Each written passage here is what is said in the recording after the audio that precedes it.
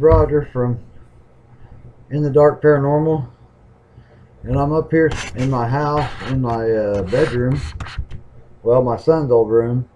He's going off to college in a couple of days, and this is where I'm going to put my studio to hold my interviews and all kinds of stuff. And I decided to come up here tonight. I wanted to tell you guys a little story about my house. I've had a lot of people tell me that this house, when they lived in it, was extremely active, paranormally active. And I got to doing some digging, and there was one death for sure that I know of here. And a guy used to have a ham radio outfit here, and the story goes that I have a neighbor across the road that knew this guy when he was a small boy, and he taught him how to operate ham radios and got him interested in a ham radio deal. And his name was Marcus Bales, and this is Mark right here. He actually had a picture of this guy that he gave me, and it was a winter back in the 80s, real hard winter back in the 80s, and his wife called Dwayne she was at work, and she said that she couldn't get Mark to answer the phone or anything, so Dwayne walked over here and found Marcus dead in his recliner. He had a massive stroke. And I've talked to Mark. He's communicated with me here before, and I've gotten EVPs of him. And we usually don't get much activity downstairs. It's usually up here in the bedroom, on the stairways. Like sometimes you'll catch out of the corner of your eye, if you're sitting at the dining room table, it'll look like somebody's peeking around the corner at you. And we've heard countless footsteps up here. And we also believe that there was a family that lived here, and there was a fire. I haven't been able to find anything on it, but they were like an English speaking family from Britain. And I've caught a little girl on my digital recorder one time saying hello in like an English accent, like a hello, you know how they talk. And I've got a younger male, probably 13, 14, saying gotta go. When we were trying to communicate, we try to communicate all we can with the spirits here, just to let them know that we don't care that they're here, but we don't want them to bother us.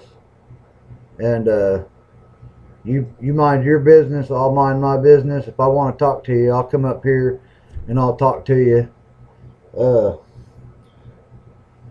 that's pretty much the story on my house. It was built like maybe in the early 1900s.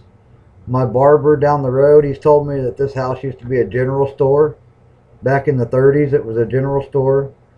And he said it was probably the first house built on this block, this house. But then my neighbors beg to differ and say that their house was the first one built on the block. And so I haven't had a chance to make it up to the genealogy place and do any research, but I do know that there was at least two tragedies, here in the house. Marcus dying of a massive stroke, and then the English family that supposedly, I don't know how true it is. Like I said, I haven't done no research, but they say an English family had a fire here, and a little boy or a little girl, one or the other, burned up in the fire and died. And I've also actually heard another story from a neighbor of mine, Rick Mayberry. He told me that there was a little boy that was playing about my son's age. When we first moved in here, my son Colton was like, oh God, I want to say 8 or 9 years old. And he was telling me there was another little boy that lived here, blonde hair, blue eyes, looked just like Colton, had the same name, Colton. And he was playing on the banister while his family was doing drugs. And he was playing on my banister out here in the hallway. And he got too far over and fell over the banister and broke his neck. And it killed him. I don't know how, like I said, I don't know how true that story is.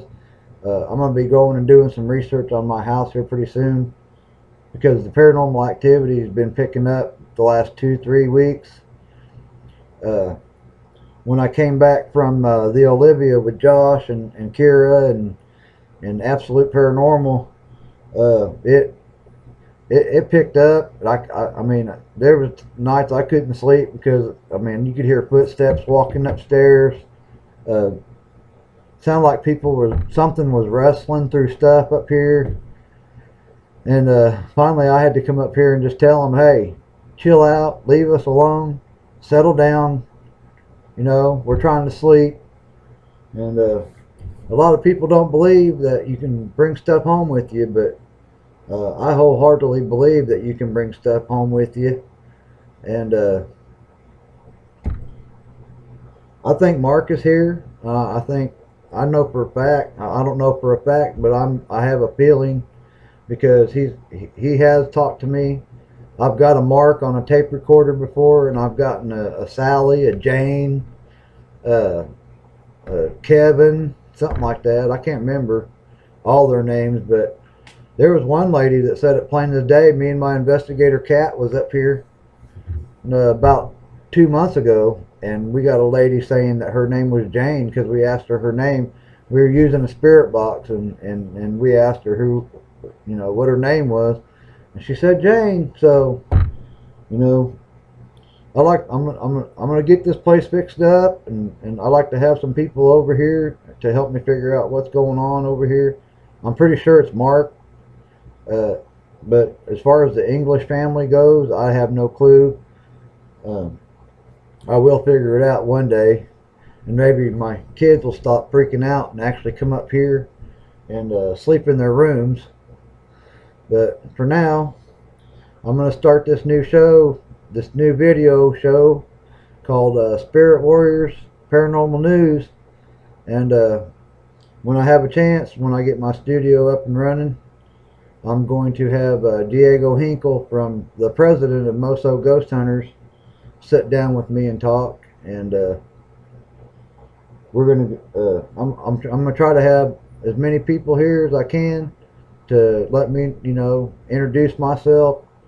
I'm a big believer in para-unity. You know, if you can't get along with other paranormal teams, then there's really no reason why you should even be doing this, really. And that's why I get so frustrated with everything that's going on at the bordello. Nobody wants to stop and understand, you know, about the little guys. These guys are gotten their hands out, you know, saying, hey, money, money, money. And there's a lot of teams around here like that. There's one in particular that I know of that runs a lot of ghost tours in Carthage and Joplin that are like that. Money hungry. They just don't care about anybody but themselves, filling their pockets, you know. And this video stuff ain't easy because you can't be shy. You got to come out and you got to tell everybody how you feel and what you're feeling, and you just can't. I'm not going to hold nothing back. I'm going to tell you guys that right now. I want the truth about what's going on over there, and them people over there in freaking Galena are crookeder than a damn, I don't know what they are. They're crooked. They're crooked assholes. Excuse my language. That's what they are. And I'm beginning to agree with Carolyn about certain things, but she emailed me again today and told me that she will sit down with me. She's not dissing me. She wants to sit down with me. She wants to show me everything she has. but her husband had a stroke. Pray for him, please, if you would. And she said that she would sit down with me, take the time to show me the facts, and me myself, I do think the Stiffelbacks had a little bit to do with that house as far as running the show. I've gotten too much paranormal evidence out of there. Edward, George, even Ma Nance has responded to me in that house. Uh, but $500 is just too much money, and my honest opinion, I think the Klings being here is a big mistake. And I would much rather have Russell running the show over there than somebody that doesn't even know, in my opinion, or just the town history is none of their business. They don't live here. They don't know the area, and people have been working really hard to try to get that house noticed. And for some team to come in, and I don't know what Brian Jordan's thinking, letting some team come in here that and pushing all the local teams away, saying, hey, if you want to get in here, you're going to pay $500, and it's happening everywhere, and that just irks my butt. I'm getting sick and tired of being sick and tired of trying to find places to investigate because everybody's got their damn hand out, and nobody wants to think about the little guys that really can't afford equipment, that really can't afford to pay $200, $300, $400, $500 to that's my freaking mortgage payment. $500 is my mortgage payment, and I sure as hell ain't putting it in Bride and Jordan's pocket. Now, I don't know about you guys, but that no, I'm not doing that. But anyway, I'm gonna get back to you guys with a video interview with Diego Hinkle. I'm gonna try to set him up. He's the president of Moso Ghost Hunters now. My friend Lauren Woodall, she's doing part-time work with the group now still, but I like to have them both on if they would come. So, and a lot of people, I come across to a lot of people as being rude, insensitive, asshole type. I don't know what you want to call me, but I just speak my mind. I've been like that now for 2-3 years. I just get so fed up with people taking advantage of people, and I get tired of being nice to people and trying to be friends and trying to do right, and everybody just, so I've learned that I'm not going to take that crap no more, and I'm going to speak my mind, and if people don't like it, they don't have to listen to me. That's why I'm making this show. I want people to be open, honest, and I want them to be themselves, and don't be afraid of what other people say or what they think of you. I mean, just be yourself. Come on my show if you want to come on it. It'll be on YouTube. It'll be on the Paranormal Reflections page. I'm not going to be afraid anymore to shoot videos. I don't like listening to myself on tape, and I'm not going to sit here and ramble on, because then you guys will start getting tired of me too. So I want to meet everybody. I want to get a big paranormal thing going, a community deal, to where there's para unity is a must with me. I mean, everybody's got to get along. And another thing, I just don't like teams that backbite teams, or say, oh, you're no good. How do you know that's the, it's just, I don't like that stuff. Or when they go behind your back and say, well, that team, they ain't really a team because they don't have hardly any equipment. But what you got to remember is you don't really need a whole lot of equipment to ghost hunt. A digital recorder, camcorder, and I've got a DVR system. That's it. And one ghost meter. That's all I hunt with. Eventually, I'm going to buy me some good camcorders, but I like to do handheld stuff. And the Spirit Box, I love the Spirit Box. You just got to find the right one without getting all the bleed through from your radio stations and stuff. And I love the Spirit Box. We did a 28-minute session at the Bordello one time before they started the renovations. And that session was like just full of nothing but responses. for the whole time that we were in that house. We were getting responses. A lot of people don't believe in the spirit box, you know, but these were like straightforward answers. I mean, no hesitation, straightforward answers. And I've got the whole clip on tape. If anybody wants to break it down and analyze it, let me know. I'll make you a copy. You can have it. You can do whatever you want with it. Just let me know, and I'll let you have it. But I'm gonna get off of here. I just want to let everybody know that I'm gonna try to get a hold of this guy tonight here pretty quick. I'm getting bored. I'm jonesing for a ghost hunt, but you know, I'm just getting tired of trying to find places that you gotta pay everywhere. I mean, it's not like it was when we all first started, when everybody was saying, "Hey, yeah, you ought to come investigate my house. You ought to come investigate my house." You know, it does. It's getting old. All the charges and all the teams fighting and backbiting. I trusted Russell, and Russell's my friend.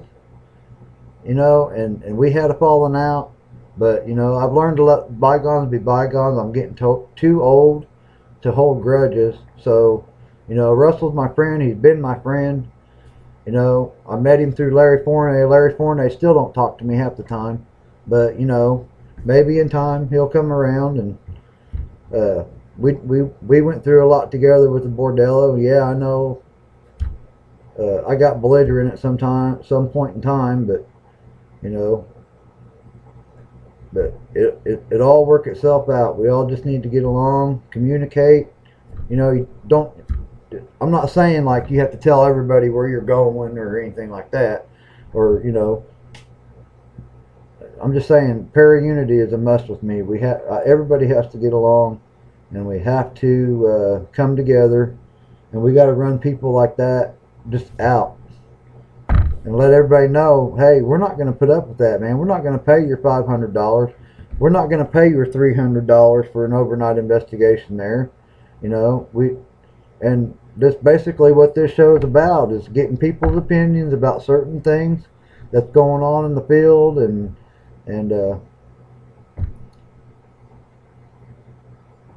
I guess that's it. I'm going to get off of here, and you guys make up your own mind about me or whatever. I don't care, but all I'm saying is I'm with you. I'm with all of you, and I want to investigate with all of you. I want to get to know all of you, and I'd like to have all you guys over here to my house and help me investigate it too. So this is Roger signing off, and I'm gonna get off of here, and I'm gonna do me a little EVP session here and see if I can get Mark to talk to me, and catch you later, man.